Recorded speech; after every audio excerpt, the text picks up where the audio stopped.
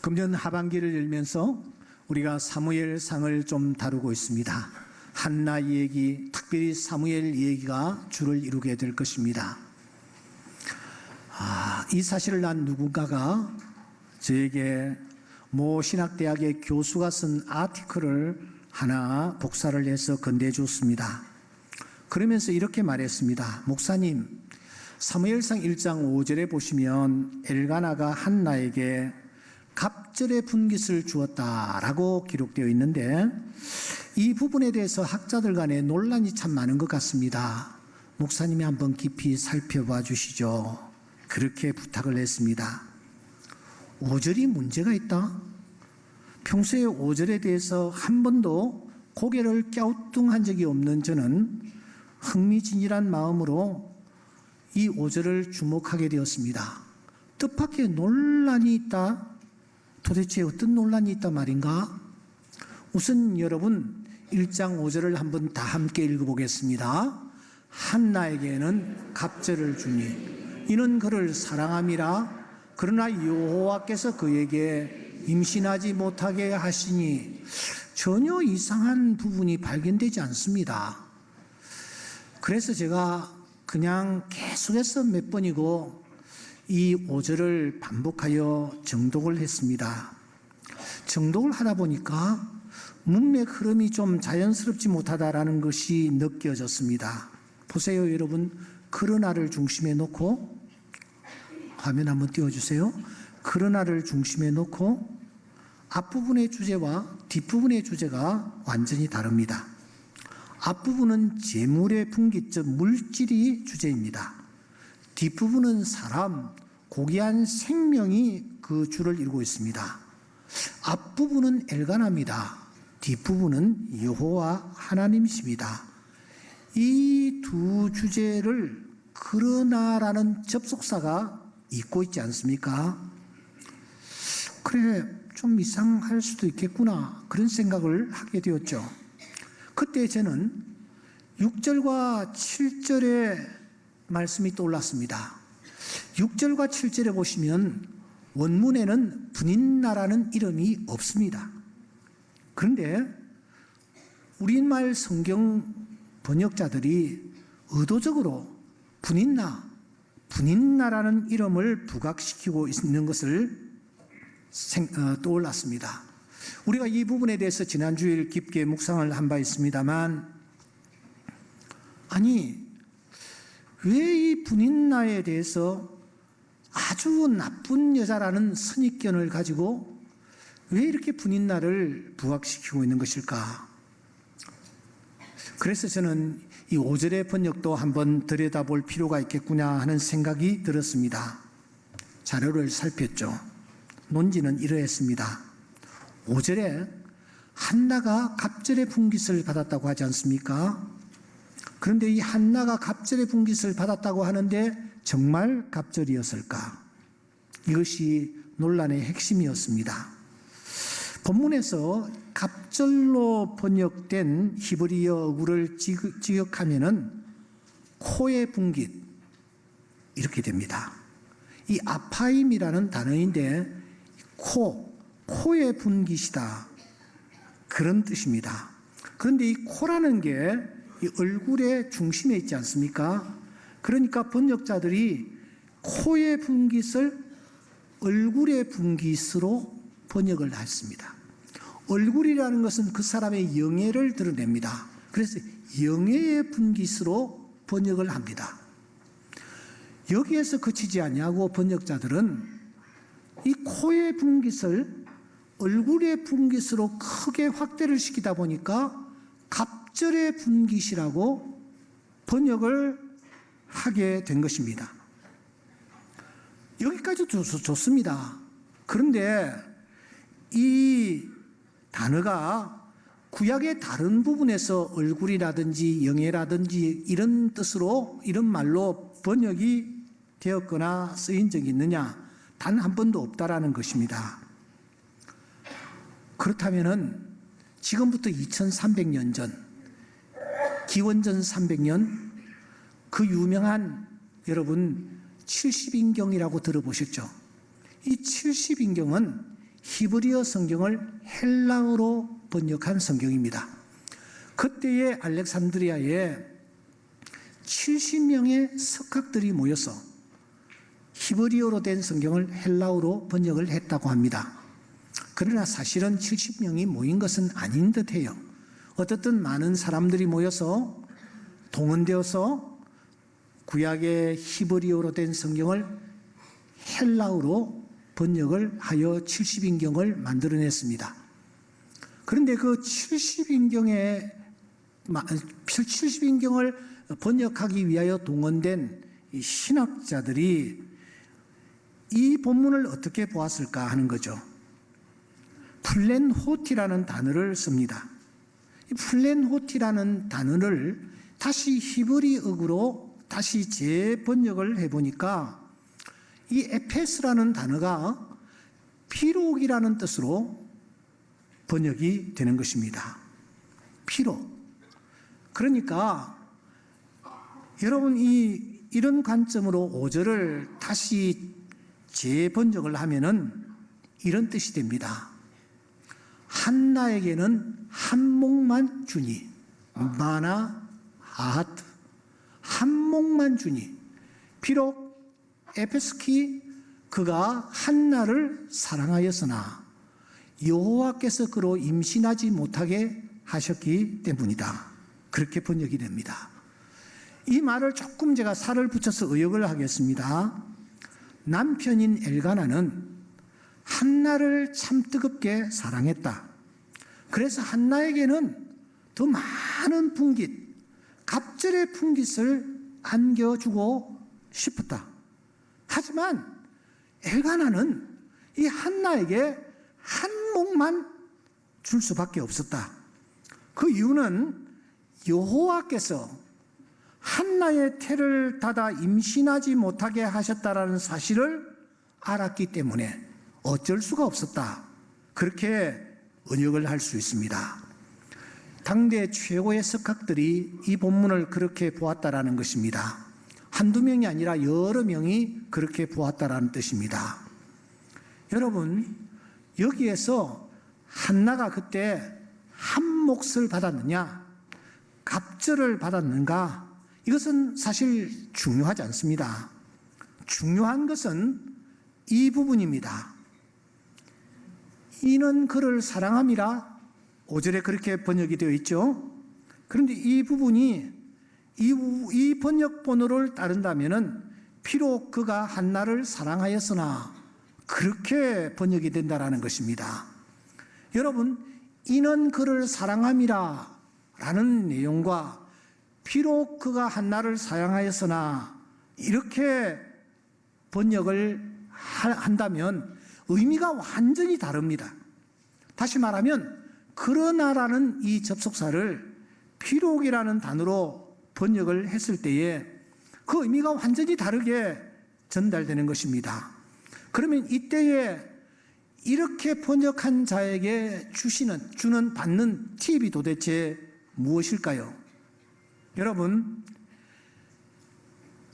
우리말 성경에서는 잘 드러나지 않는 중요한 팁이 지금 우리에게 보이고 있습니다. 여러분, 이런 뜻입니다. 엘가나가 알고 있었다라는 거예요. 뭘 알고 있었느냐? 하나님이 한나의 태를 닫으셨다라는 것을 알고 있었다라는 것입니다. 엘가나는 한나를 중심으로 사랑했습니다. 갑절일도 주고 싶었습니다.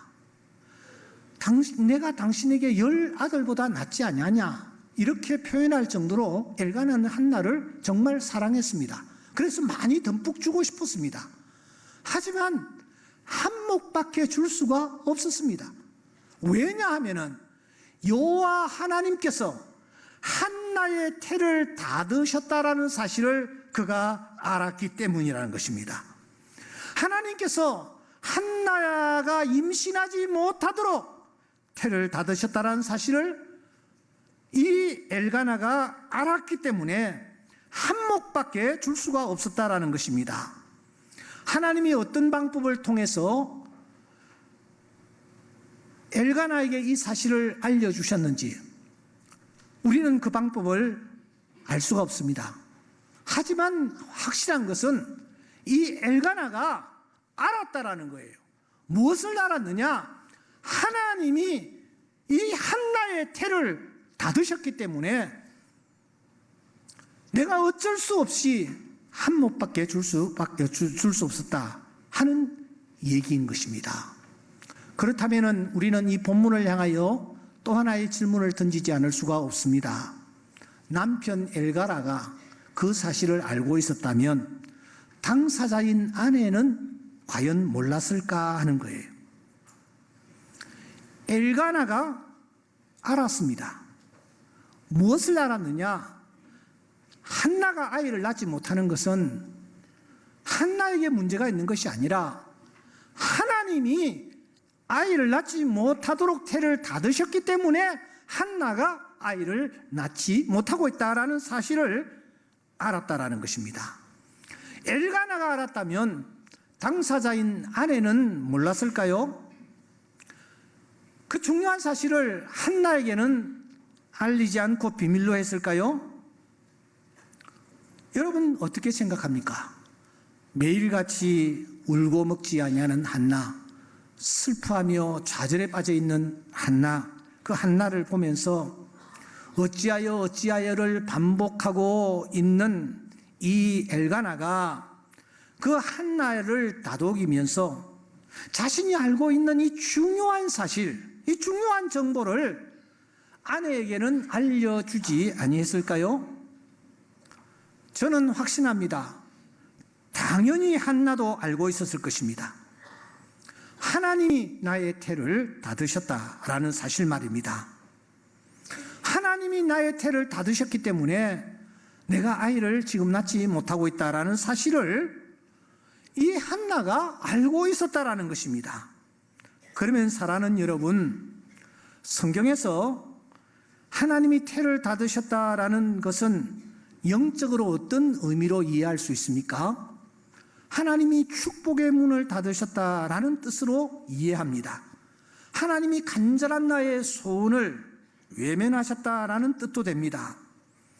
만일 하나님께서 나에게 이렇게 다가오셔서 역사하셨다면, 지금 내가 처한 상황에서 나에게 이런 일이 벌어지고 있다면, 나에게 이런 일들이 일어나고 있다면 나는 과연 어떤 반응을 보일 수 있겠습니까?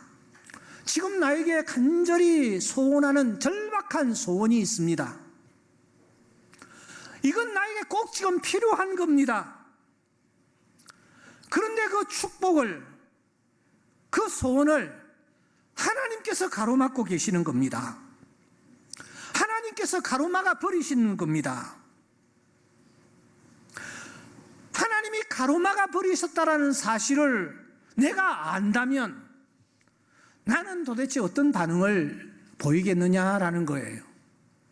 한나는 여러분 그때 어떤 태도를 취하고 있습니까? 여러분 10절과 11절 우리 한번 읽어보겠습니다.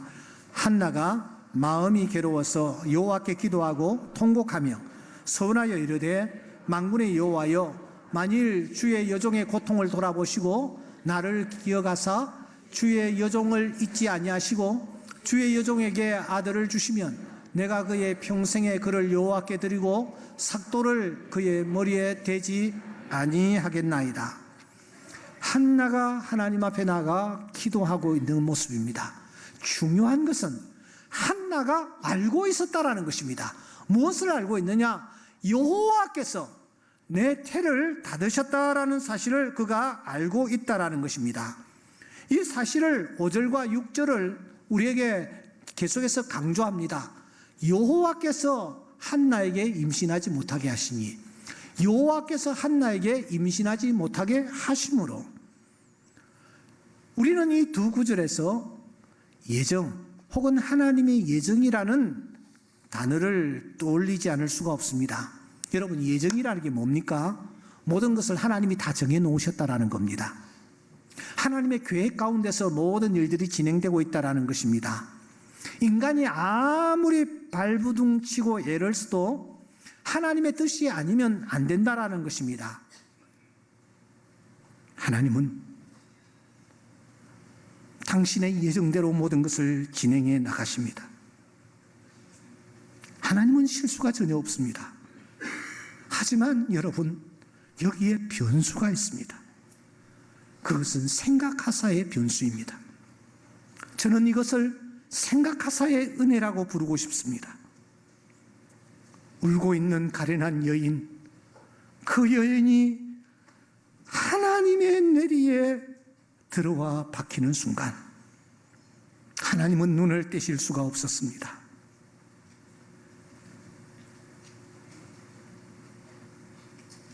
그래서 하나님은 생각하시는 것입니다.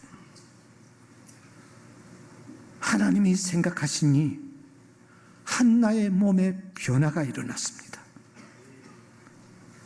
하나님이 한 번만 생각해 주시니 그의 태가 열렸고 역사에 기에 남는 사무엘이라는 위대한 선물을 그가 축복으로 받게 됩니다.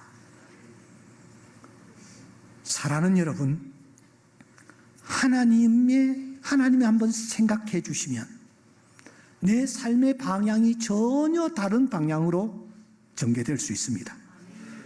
지금 나의 운명이라는 것도 바뀌어질 수 있습니다. 그러므로 관건은 하나님이 나를 생각해 주시느냐 주시지 않느냐입니다. 어떻게 하면은 하나님이 나를 생각해 주실까요? 아무라도 생각해 주실까요? 하나님이 말씀하십니다. 나는 은혜 줄 자에게 은혜를 베풀고 긍휼히 여길 자에게 긍휼을 베푸느니라. 하나님이 어떤 자에게 은혜를 베푸시며 어떤 자에게 긍휼을 베푸실까요? 첫째는 하나님이 기도하는 자를 생각하십니다. 욥의 아내는 하나님을 욕하며 떠나갔습니다. 엘가나는 아예 포기해버리고 다른 방법을 동원했습니다. 하지만 한나는 그게 아니었습니다. 자신이 애를 낳지 못한다라는 사실을 알고 있었음에도 불구하고 자신은 아이를 낳을 수 없다라는 것을 분명하게 알고 있었음에도 불구하고 한나는 포기하지 않습니다. 하나님 앞에 나아갑니다. 그리고 그는 하나님 앞에서 통곡하는 것입니다. 하나님 앞에 서원하는 것입니다. 하나님 앞에 오래 기도하는 것입니다. 그의 기도의 핵심은 나를 기억하사 여기에 핵심이 달려 있습니다. 나를 기억해 주시옵소서. 자카르라는 단어인데 이 단어도 번역이 좀 아쉽습니다. 19절을 보십시오.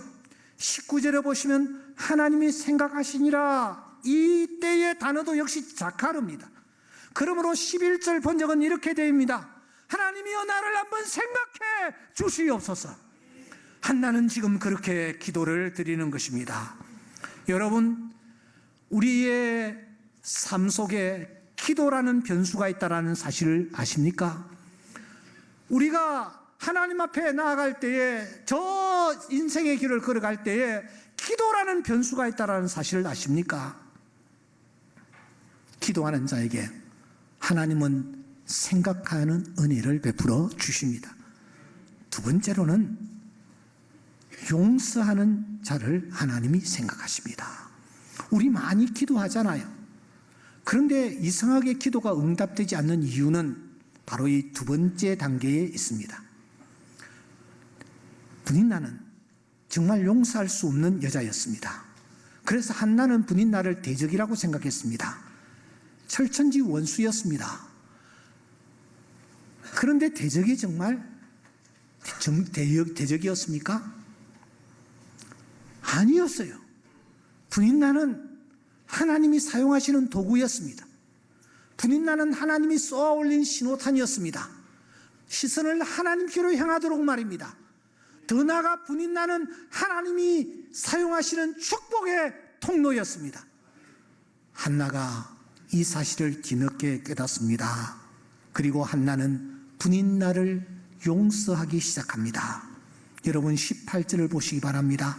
18절에 보시면 다시 근심빛이 없으니라. 용서한 여인의 모습입니다. 여러분, 이 용서했더니 하나님이 생각하사의 은혜를 이 한나에게 베푸시는 것입니다. 용서는 결국 나를 위한 것입니다. 여러분의 남편을 위하여, 여러분의 아내를 위해서, 여러분 주변에 여러분들이 이를 갈고 있는 사람을 위하여 용서하는 것은 그 사람을 위한 것이 아니라 나를 위한 것입니다. 내가 용서를 할 때에 하나님은 나에게 생각하사의 은혜를 베풀어 주십니다. 그러므로 용서의 자리로 나아가는 자는 하나님의 기적을 체험할 수가 있습니다. 마지막으로 여러분, 믿음의 사람을 하나님은 생각하십니다. 한나는 너무 괴로웠습니다. 고통스러웠습니다. 그래서 마치 술 취한 여자와 같이 성전 한 귀퉁이에서 기도하고 있었습니다. 그 모습을 바라보며 엘리가 오해를 했습니다. 야, 여자야, 왜 그렇게 술이 취해 있느냐? 포도주와 독주를 끊어라. 하지만 엘리 제사장이 한나의 마음을 알고 처지를 그가 설명 들었을 때에 엘리가 말합니다. 평안히 가라.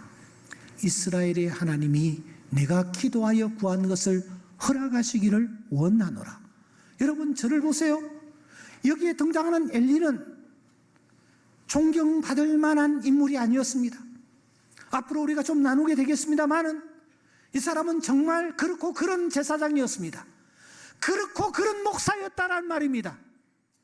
하지만 그 제사장이 자기를 향하여 복을 빌었을 때에 이 한나는 아멘하며 그 엘리의 축복을 그대로 받습니다.